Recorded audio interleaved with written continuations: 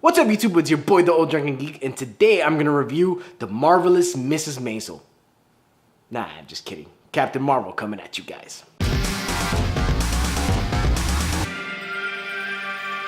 So, before we get started with our review, go ahead and hit that subscribe button so you can stay up with the dropping loads videos. Hit that like if you like the video. And also, spoilers.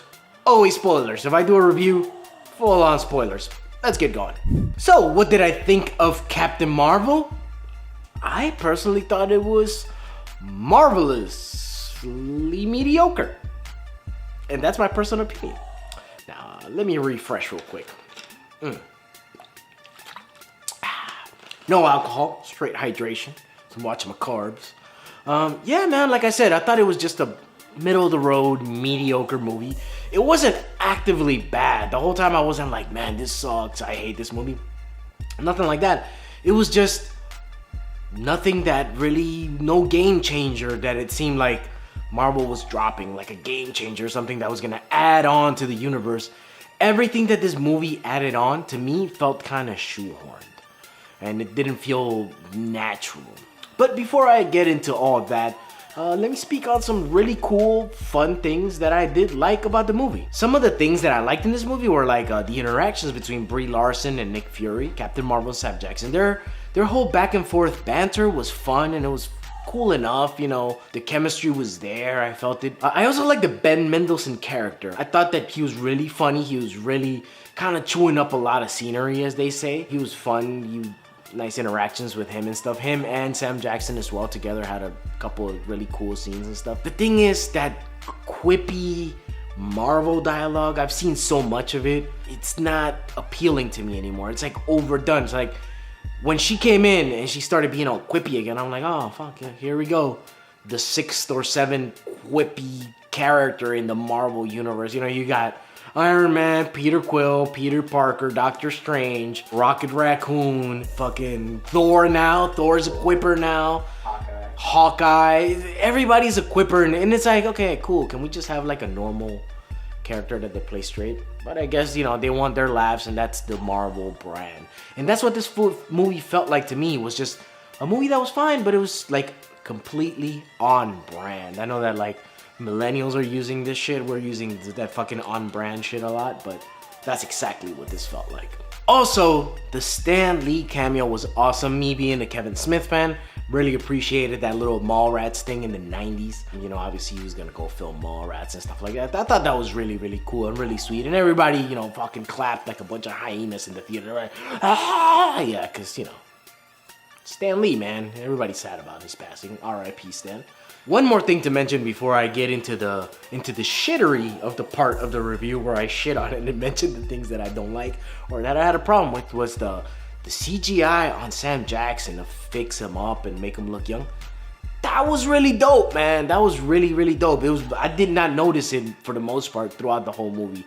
I totally got lost and forgot that he's, you know, he's what, in his 60s now. As well as Coulson, even though his hair kind of looked a little bit weird. They added some, you know, I don't know if that was CG or that was like a wig, whatever the fuck that was. That looked a little ocky, but his face also looked, you know, good. Obviously, he's not, you know, an older gentleman like Sam Jackson. He's a bit younger, but, you know, spinning off the whole Sam Jackson thing, the CG stuff, you know, he's younger. Going back to his character. Now, I felt that his character, I liked this character in the movie. I thought he was a cool character. He was funny. He was interesting. He told us his, you know, kind of life story. But it kind of fucked up what made Nick Fury cool. Like, there's that mystery of what the fuck happened. You know, how did he get that way? How did he get so jaded? And yes, there is a time span between this and when we see him in Iron Man 2. Or Iron Man 1 at the end credit scene, you know? Yeah, more shit could have happened. But I felt like this did not feel anything like that other Nick Fury. This is like completely different Nick Fury. And yes, shit could have happened, but they either should have showed it properly in the movie or not shown it at all and given us kind of, he's already kind of serious. Sam Jackson could have played another good serious character. He could have played his more classic Nick Fury character. That's nothing for him, you know, he does that in his sleep. The fact that they kind of nerfed this character too, like in the comics when he goes through his whole Howling Commando phase, that's really cool. There's, you know, a lot of adventures. And I'm surprised that he hasn't come across weird shit by now.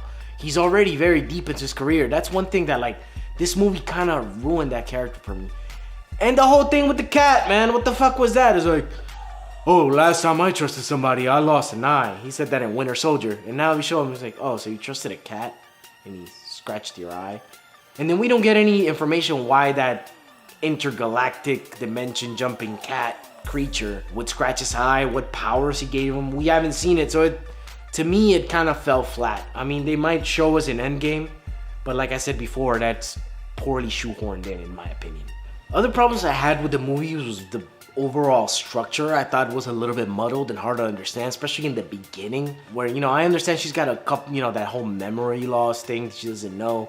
But it would have been cool if we found out things with her as the character progresses.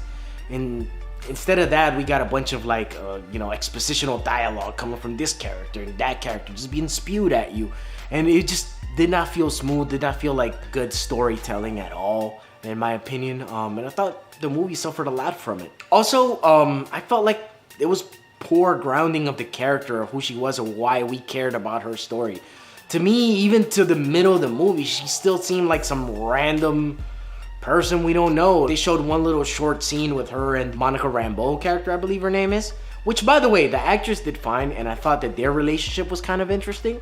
And I would have liked them to go more into their relationship and their friendship and stuff like that. Because she, to me, almost felt like, for a split second, I was like, wait, are they lovers? Are they partners? But they're just friends, but they, you know, loved each other in a friendly way, and I thought that they could explore that more. And had they explored that more from the beginning, I think it would have been a better payoff at the end.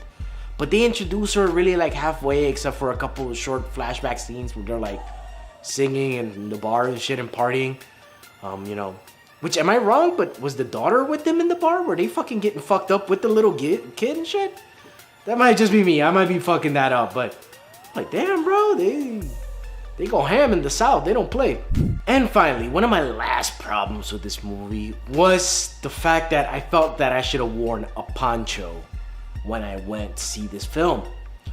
Because the film vomited so much 90s on me. It was like so overhanded, dude. It was like, oh, 9 Inch Nails and play this thing here, and like, oh, you guys don't remember how much internet sucked? And, you know, just a bunch of those little details every here and there. It was like, in the Blockbuster, oh, it's a Radio Shack. It's like, I get it. Could it just be in the background? You don't have to like everything we did in the 90s do at the moment. You know, it was weird, and it just felt shoehorned, and like, 90s is a gimmick. I was around in the 90s, bro. That movie did not feel like the 90s. That movie felt like 90s being vomited on me. So that I didn't quite appreciate as much. Even though the waiting on the own lines to connect could have been played funny if they would have lined it up correctly. Also, from my understanding, there was some controversy in this movie with feminism and messages and representations that we're not gonna get into on this channel because we're not about politics. And our sponsors, who's our sponsor this week? Oh wait, we don't have a sponsor, right? No, we do. It's Huggies. Huggies sponsored. Yeah. Oh yeah, fuck them babies. The fuck you think the ODG not gonna talk about shit? Fuck y'all. Let's go. So, if you have a problem with this fucking movie, right? Because it's a woman lead, you're a fucking retard, alright? And I say that with love. You're fucking retard. Because it's a chick, you're like, oh, women don't make good leads for movies and stuff like that. So if you have a complaint with that, or Ray, or Wonder Woman, and like, they just made this movie for, you know, for the feminism. Yeah, women want representation too. Are you stupid? That's first off. Now, one thing I do gotta say is, as opposed to like Wonder Woman, this message's feminism was kinda overhanded in a way, but not done subtly at all.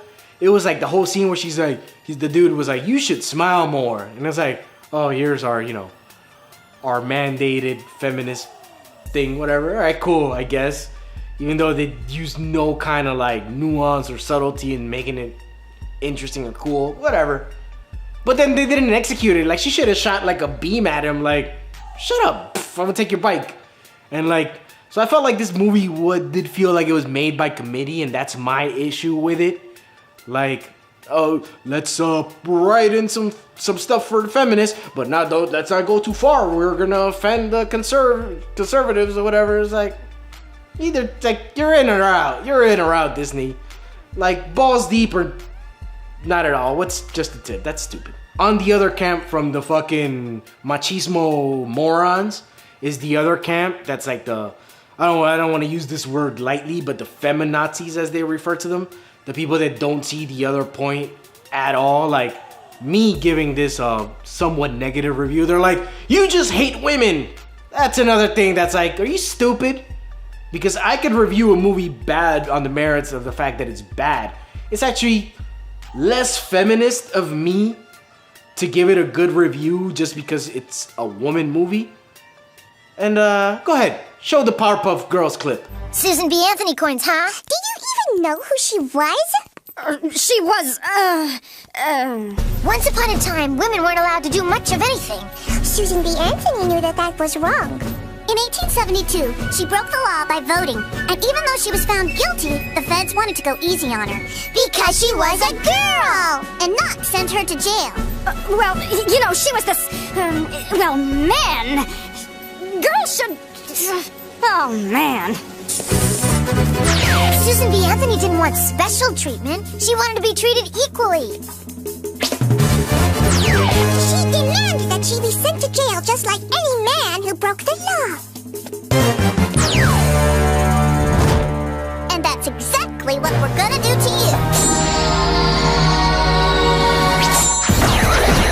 That's exactly what I mean. So with that little sentiment, I'm just gonna say goodbye. And you like the video? Go ahead and hit that like. You don't like it? ODG, you're a pig. Or ODG, you're a cuck. Go ahead, drop a like, dislike. Go ahead, drop a comment. We'll get into it. What of it? I don't care. But yeah, man, go ahead, hit that subscribe button. We have shows every day, every weekday. So go ahead and hit that subscribe and you can just keep up with other shows on this channel. You can catch me here every Monday. Hit that alert bell or whatever that YouTubers say and do. That Instagram, follow me on the gram. Follow Dropping Loads on the gram. Ol Drunken Geek. And yeah, man, that's all I got for you guys today. And yeah, ODG out.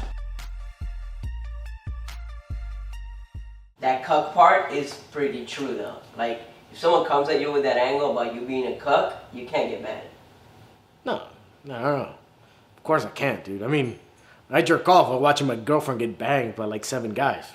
Yeah. This classic cookery. And I jerk off by watching you watch your girlfriend get fucked by 7. Yeah. Oh, no. That's my favorite And I have a videotape recorder recording you, so later on I can jerk off to you jerking off to me, jerking off to my girlfriend getting banged by 7 dudes. What you didn't know is that I have actually videotaped myself jerking off to the tape of you filming me, filming you watch your girlfriend getting fucked by 7. Oh, okay. What you don't know is I have those guys from the jury drawing you while you jerk off, watching you jerk off, watching me jerk off to my girlfriend's getting banged by 7 dudes. 7 times each.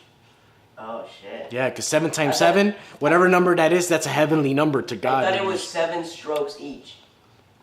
Yeah, they have to come in 7 strokes, obviously. Don't we all? 49 is the holiest number, dog.